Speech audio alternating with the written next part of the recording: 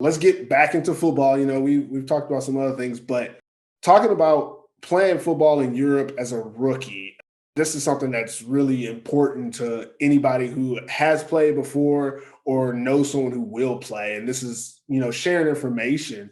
What we want to talk about is, what do you think players should do to adjust when they're coming over for that first time?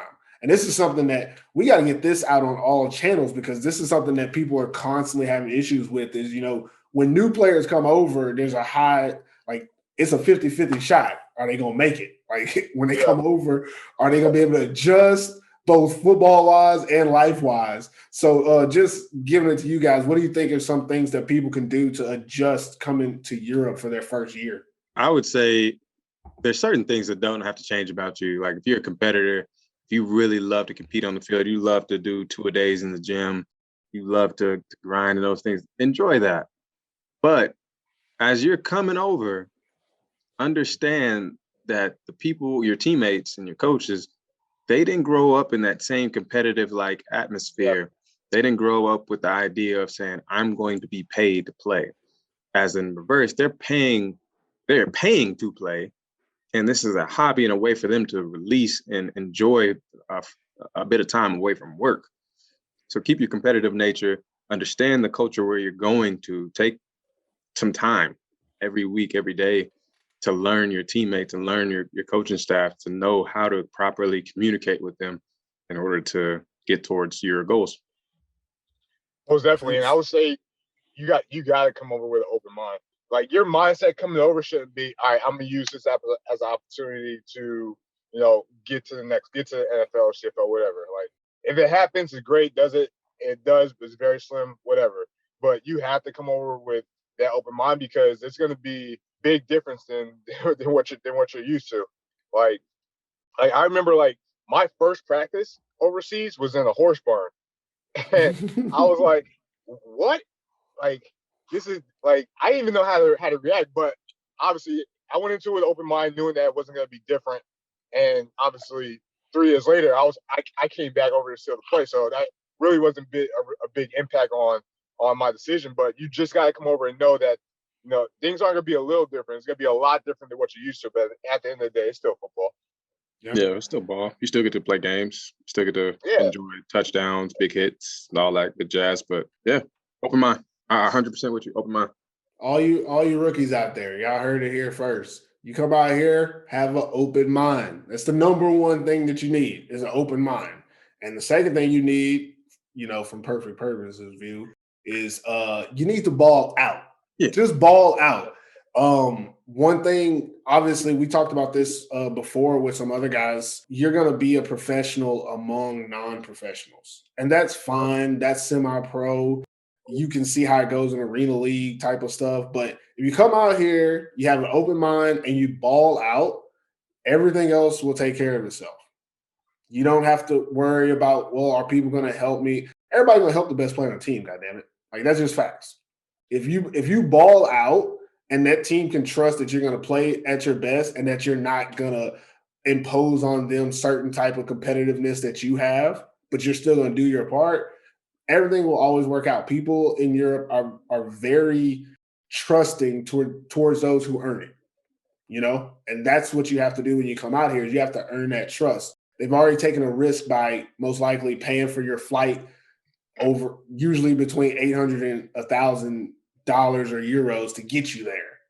So after that, you need to prove to them that, you're worth having there. And there's 2 ways to do that. Having an open mind, not being, closed-minded about how the culture is here, and then also balling out. Don't get out here and, they don't have a trainer that knows how to do my back the way I need to, so I can't practice or da-da-da. And if you're listening to this and you know my career, I'm guilty of like all this stuff. I was a horrible import, but that's besides the point.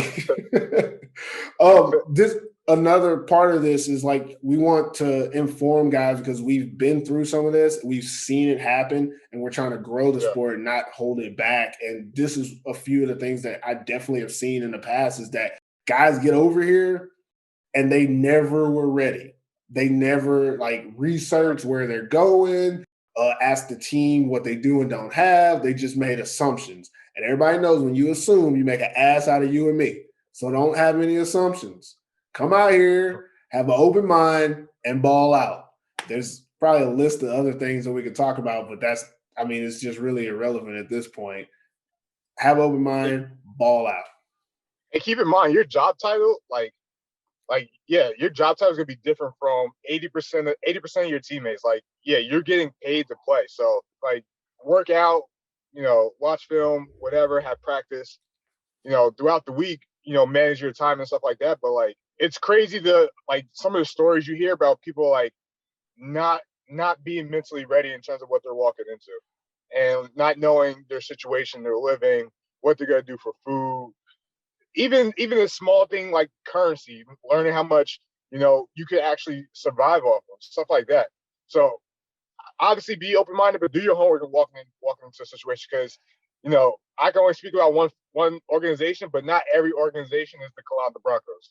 To So hell they not.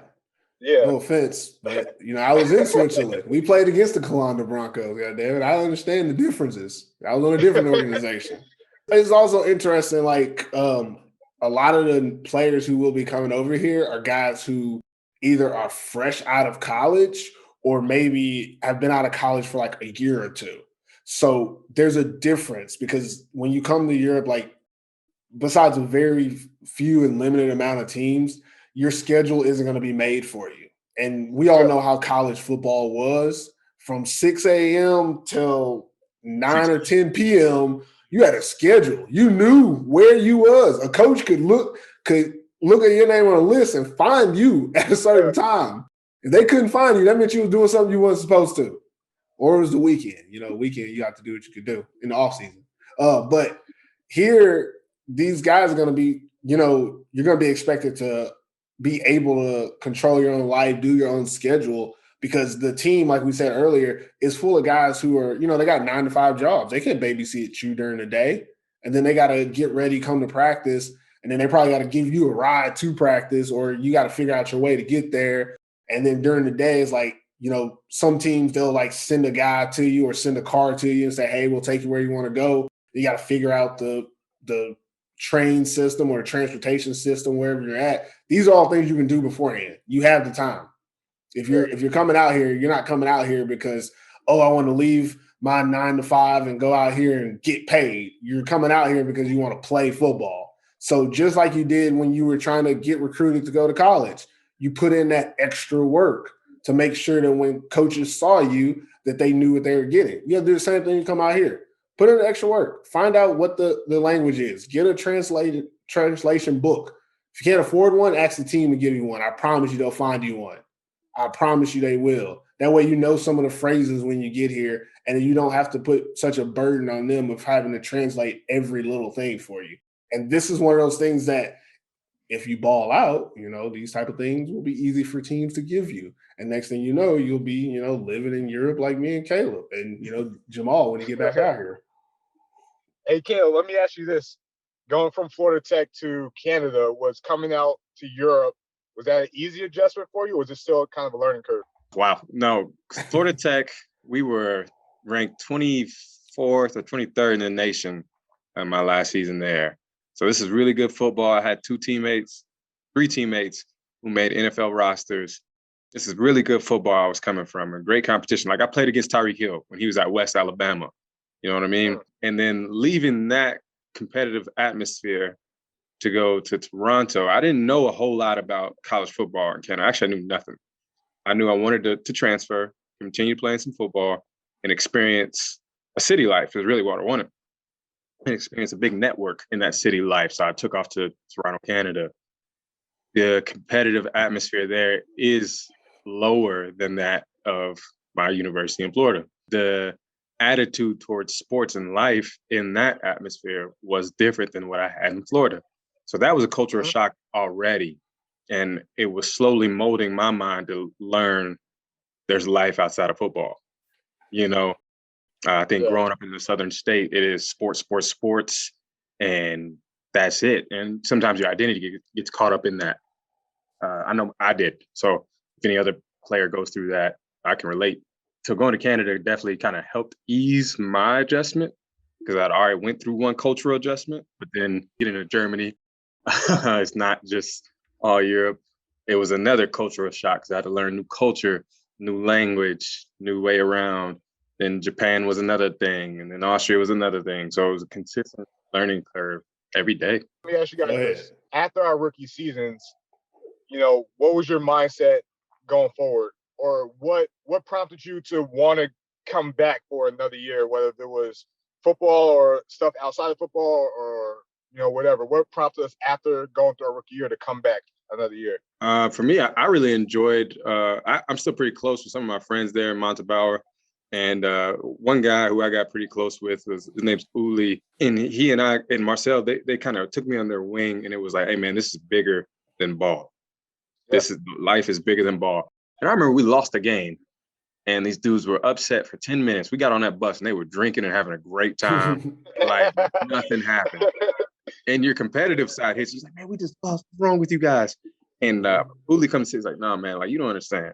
This is my 10 hours that I can get away from my house of craziness and work and stress with the kids and all that stuff. So win or lose, I'm going to drink and celebrate life with my boys. And that was mind-blowing to me because it just was never an idea until then. And then I wanted to come back and say, okay, what can I do outside of playing ball? I would say the same thing for me, like the atmosphere, the camaraderie. Like when I first played, I've been out of school for about a year and a half, but like when I was on the team, it was a team. Like there was that full team vibe, similar to Kaleb. I'm still in a 20-person fantasy football league with half the players that I played with that very first season in Switzerland. Those guys came to my wedding in Finland, like 4 or 5 years after I finished playing with them. I just saw two of the guys that came and visited me in Finland last summer, matter of fact. Like I'm still in contact with that coach all the time about different topics that have nothing to do with football. Like that's how it was. And when I left that team, I was like, yeah, I want to like go back to that exact city. Actually, the next year I played somewhere else, but I went for vacation back in the same city that I played that first time. I haven't been in a while, but if I get back there, y'all know it'll go down. But like that team and camaraderie. But during that first season, like if you get that like feeling of, yeah, this was different. This wasn't like football I'm used to, but this is nice. Like I enjoyed the freedom that I had. I enjoyed how they embraced me on that team. I wanted more of it. Sure. So I went back. I mean, I went to a different team, but I was still trying to get some of that same feel. And I got another piece of it the next year and got hooked because, like I said, I was balling. But that's something that as a rookie, like that'll make the difference between guys staying or just going back home and saying, oh, it's an experience. I have friends who I told them after my experience, I was like, hey, you got to come out here. And they came out and they're like, that wasn't for me, man. And it's not for everybody. And that's fine. Yeah. If you come out here and you don't feel like it's a community that you want to be a part of, then don't be. That's fine. I'm not even talking about wins and losses, but just has that camaraderie like, hey, I'm with you, which is what football is built on. That's why we all play it, is because as kids, we love playing with our friends. No one grew up, not in this age group anyways, no one grew up saying, oh, I just want to play football to be the best of the best of the best, and then don't go to the NFL and still keep playing. Like the group of guys who are going to be playing in Europe are people who love the game. So if you come out here and you get on a team that gives you that same feeling of, hey, we love the game or we love you as a person, then you're going to have a great time. You're going to want to continue that. And that's human nature. Shoot, you find somebody to love you, you love them back. Have you checked out K Noah's ready-to-wear collection? It's K Noah's top-notch quality, but it's teamwear made custom for you and your team, so you can rep your squad now. All right, that's it for us on The Scoop. Talking real locker room talk as always. I want to thank our guest, Kaleb Leach, for coming on the show and kicking it with us today. As usual, it was great talking to you, man. I just want to let you know that we're here for you, man. We support you. Obviously, don't have to worry too much about supporting you on the field as a player because, you hung the cleats up. You are coaching and doing things with Europe's elite, obviously, at AFI. And we just want to let you know, like, we really wish you nothing but the best, man, and want you to be successful in your journey in Europe, building your career that you are right now. And we're really glad to have you on the show here today. Thanks, man. I really appreciate you guys reaching out. I've gotten to know you all for a little over a year and a half. I love the energy you guys consistently have, and just keep doing great work, keep hustling. Jamal, I know you flirted with the idea of moving back out. So if you do move back out to Europe, please let me know. Look forward to seeing you out here, man. Yeah, I got you. It's in the works. We just gotta in the works. Work on a couple more things. Don't come out here. Don't come out up north out here, brother. You don't want none of this. It's too cold. It's too cold out here. Go somewhere nice so I can visit you. I'm trying to move around, guys. Right.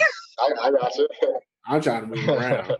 And as soon as they start, opening up some bands and stuff, I'm coming straight down to the south, trying to get some of that good weather y'all got down there. Kaleb, I'm talking to you now. I hear you. Come on down, man. You got anything, Jamal? Before we get out? Yeah, man. Just again, appreciate you coming on. Appreciate the time and just the conversation. Welcome to the locker room type stuff. Tell us what you got going on. At least any projects coming up or any shout outs you want to give before we exit this thing. Not just what the coaches that I've worked with over the past few years definitely deserve some love. So if you're a coach at the Swarco Raiders, if you're a coach anywhere in Austria, Germany, France, Italy, Spain, and you've just been enjoying helping develop some young guys throughout Europe, you're appreciated. You're doing a great job. Somebody probably doesn't tell you enough. Keep pushing, man. Keep climbing. Continue to climb. That's it. Most definitely. All right, that's it. Thanks for watching the show on YouTube or listening to it on your podcast outlet. Be sure to subscribe to Athletes Forum on YouTube or American Football in Finland on any podcast outlet, over 25 outlets, to watch The Scoop or to listen to The Scoop every week. We're out here every Wednesday right now. You can get us in video or audio format. We're out here. Support us the best you can. You can follow us on Twitter at The Scoop AF, on Instagram at Athletes Forum, and on Facebook at Athletes Forum.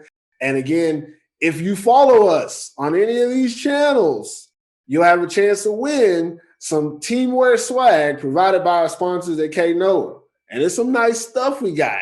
I think we have a couple hats, some hoodies, it's stitched to last. There's some good stuff. So y'all definitely go and follow us so you can have a chance to be in those contests and win this free stuff. I don't know about if you're listening or watching, I don't know about y'all, but I love me some free stuff.